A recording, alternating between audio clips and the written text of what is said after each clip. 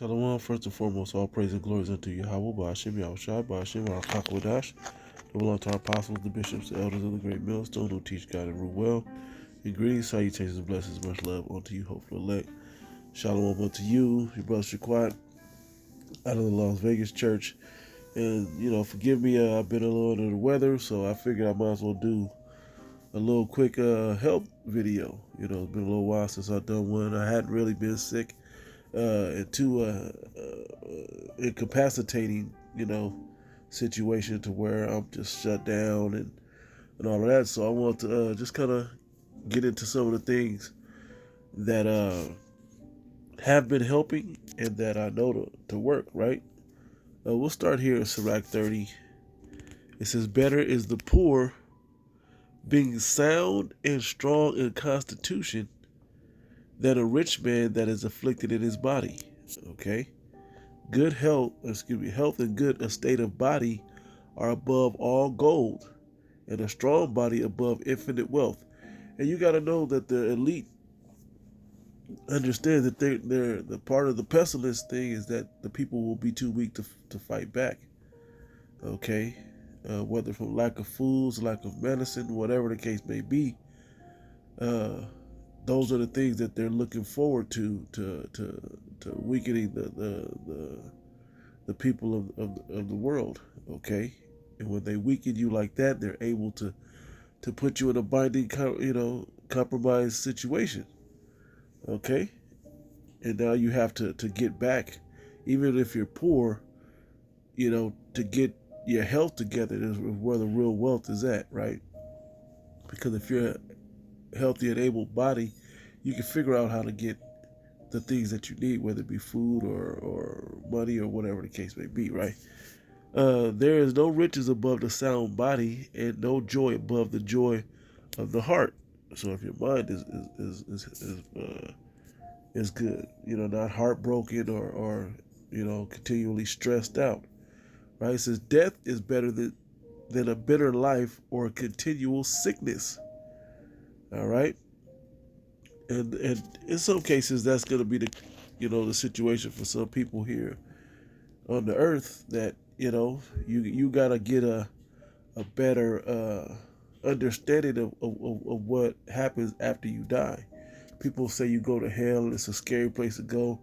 That's not the case. Okay, there's no place that goes into that. That's not the point of this video. But when you understand that process of as it says in Sirach, in Ecclesiastes, they go back to the Father which gave it. I'll hit it real quick. Ecclesiastes 12:7. Then shall the dust return to the earth, as it was the bodies that we have, right? Decomposes back into the earth, and the spirit shall return unto the Yahweh or God who gave it. But your spirit goes back to the Heavenly Father. Okay, so that's the process. So when you know that, and in that, there's no sickness or hunger or pain or death or none of that when you're in the spirit with the Father. Okay? So get that out of your mind that, I wonder if they all right. They all right. Even the wicked are, as the scriptures say, even the wicked are at rest. Okay? So the point of this video is that when we look at these remedies, that we're staying ahead of these things, okay? Because these are just wisdom, all right? And of course, whenever you ask Google something, they're going to try to sell you something, all right? So as we go through, of course, they got some things which are natural. They got the black elderberry, and you can see some of the things that they have in these teas and different echinacea golden seal. Like, you can see some of these things that they sell you. And some of those you can find natural ways to get it. Okay, how to get those things naturally in your body in proper doses. You find out what they have in their ingredients. You see the natural things that you've heard of, the herbs and whatnot, and then you go find out the doses or how to take that herb itself instead of all the other chemicals or whatever that come in the pharmaceutical form, and you try to administer that. Okay? Now this flu, also called influenza, right? It says treatment consists of fluids and activity modifications. Treatment for influenza may include antiviral medicines, right? Treatment for symptoms include drinking liquids, taking pain relievers for fever and headaches, and resting. Seasonal flu vaccinations help prevent infection, right? Of course, they got to throw that in there, right? Bed rest, throat lozenges, fluid replacement, decongestants. So you got to start thinking into things like uh, uh, eucalyptus, burning oils, or things of that nature. What's the other thing called? Humidifiers. Okay, things like that. Non-steroidal anti-inflammatory drug. So a lot of times, um, the your body is inflamed in some form. Usually, that's what any illness or virus is. Your body's now inflamed from fighting it and it coming onto your body. So you have to find a way to get into these anti-inflammatories. Okay. 9 of the best natural cold and flu remedies, right? Showing soup, honey and tea, vitamin C, hydration, steamy shower, aromatherapy, right? With that, they say lavender, um, and what did I just call it? And wow, eucalyptus. Excuse me, eucalyptus are great aromatherapy. Sometimes citrus, lemons. Depends on if you find a good one.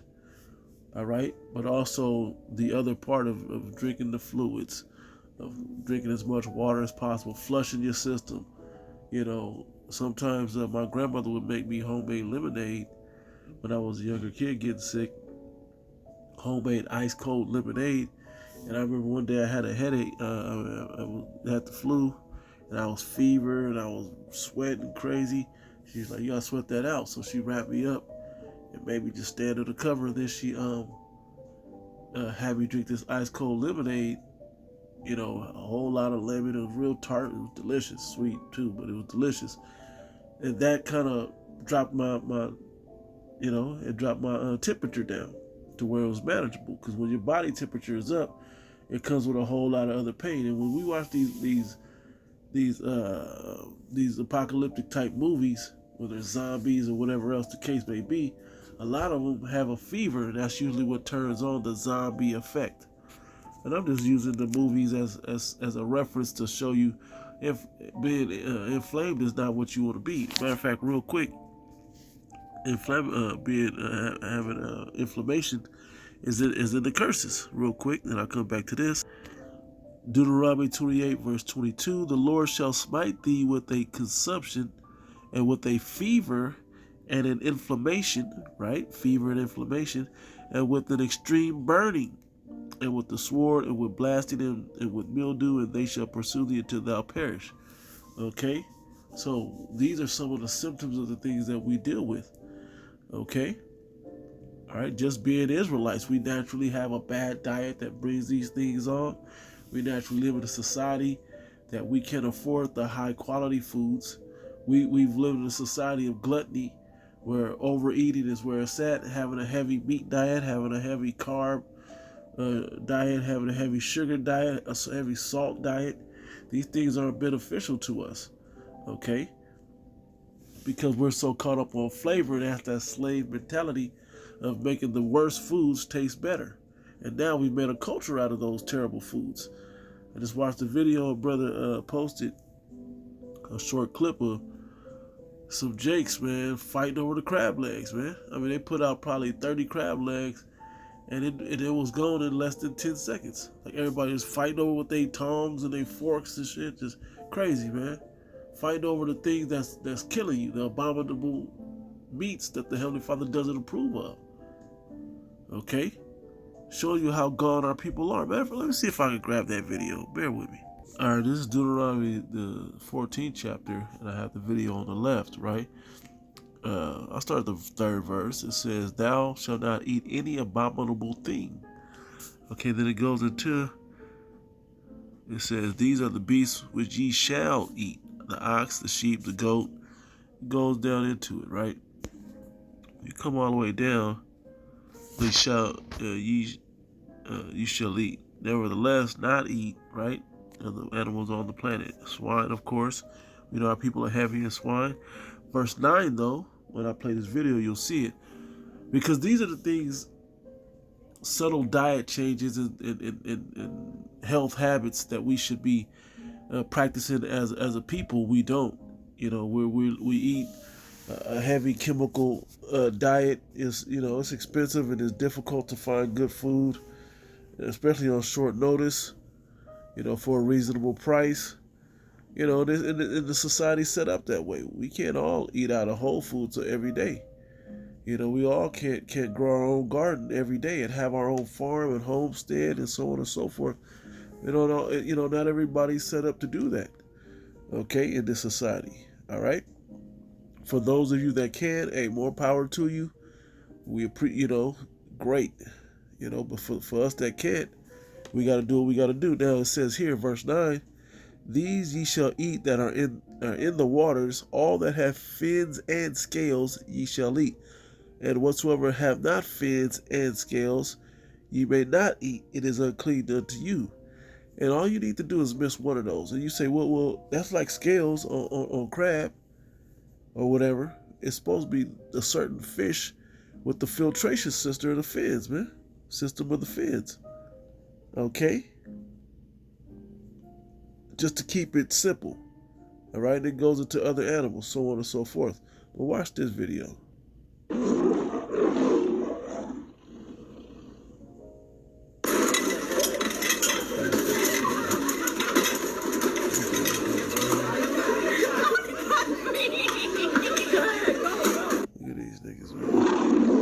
I remember the brothers and I all went out to eat at a buffet out here in Vegas, and they had snow crab legs, a king crab leg. They probably had all that, right? And I mean, there was 2 jakes at a table with like 3 or 4 plates. There was even a plate sitting in the next chair of all the crab legs that they was about to eat. They went in there, because you people are so envy the devil and choose his ways so much, you don't even know if it's good for you. You just do because that's what he say. He told you it tastes good, and now you believe in that. Now that's just what you about. Oh, I gotta have the best. We don't see you niggas eating monkey brains. They say that shit good too. Okay? Anyway, getting back into the health tip. There's a certain standard that our people should not, as it says here, verse 2, Deuteronomy 14, verse 2, for thou art an holy people unto the Lord Yahweh thy power, and the Lord Yahweh have chosen thee to be a peculiar people unto himself above all the nations that are upon the earth. And peculiar people also come with a peculiar law and a peculiar diet and a peculiar way of treating one another. Okay? And there's certain rules, statutes, and laws that we have to follow in ordinances, and there's a culture that comes with it that we have to live about. Okay, we're now in the process of trying to, chip away the BS American and worldly ways that we've been to get back into our ancient spiritual heritage. Okay, and that's what we're moving back towards. But on the health thing, we didn't get health issues the same way because we had a healthier diet. Okay, so let's see. So anyway, it says here, which I'll read it while I'm going back to there. Yep, it says best natural cold and flu remedies, vitamin C, whether in the form of orange juice, chewables, whatever, right? Sleep, honey, and tea, chicken soup, aromatherapy, steamy shower. We read these, right? Gargling warm, soft water. That's for the sore throat that comes along with it, and sleep with an extra pillow. Which is something crazy. I don't even know about the extra pillow. My neck seemed to hurt worse. But your joints and all of that, that was pretty much on. Nasal irrigation. Some people take a saline or a little bit of Himalayan pink salt in water and kind of flush it through to grab and pick out anything that's in there. Like, there's different natural ways to do this. We went to the hospital for the baby, and man, you get up in there and It's crazy in there, man. Hospital's a crazy place. Somewhere you really don't want to be, and especially coming into the times that we'll be coming into, where it said there will be pestilence and famines and so on and so forth. That's not the place you really want to be. So, gaining the general information for these things, if you have if congestion, yeah, you want to break some of that up. Aloe is a good one, um, uh, as well as cayenne. Okay, breaks that up. Okay, warm temperature teas and soups break that up. Ginger is a good anti-inflammatory. I think cinnamon has some anti-inflammatory properties. But these are all things to this is off the top of my head I'm trying to think of. But you go into this and it'll show you. Matter of fact, let's Google that right quick and I'll read the scripture.